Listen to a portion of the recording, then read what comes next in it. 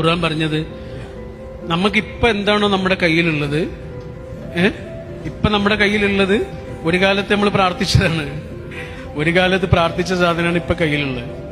ഇപ്പൊ കയ്യിലുള്ളതിനോട് ഒരാൾക്ക് നന്ദി ഉണ്ടെങ്കിൽ അതുപോലുള്ളത് പഠിച്ചോൻ ഇനിയും കൂടുതൽ കൊടുക്കും എന്നാണ് ഖുർആൻ പറഞ്ഞത്. നമ്മൾ എപ്പോഴും കാണുന്ന സ്ഥലത്ത് എഴുതി വെക്കേണ്ട ആയത്താണത്. ലഇൻ ശക്കർതും ലഅസീദന്നകും. ഫുൾ A+ നേടിയ മാർക്ക് ലിസ്റ്റുമായി നിൽക്കുന്ന കുട്ടിയോട് പറഞ്ഞു കൊടുക്കണം, ലഇൻ ശക്കർതും ലഅസീദന്നകും. ബിസിനസ്സിൽ വമ്പൻ വിജയങ്ങളുമായി നമുക്ക് ചെലവ് തരാനിരിക്കുന്ന നമ്മുടെ സുഹൃത്തിന്റെ ചെവിയിൽ പറഞ്ഞു കൊടുക്കണം, ലഇൻ ശക്കർതും ലഅസീദന്നകും. എടാ, നിനക്ക് നന്ദിയുണ്ടോ? നിനക്ക് കൂടുതൽ കിട്ടും.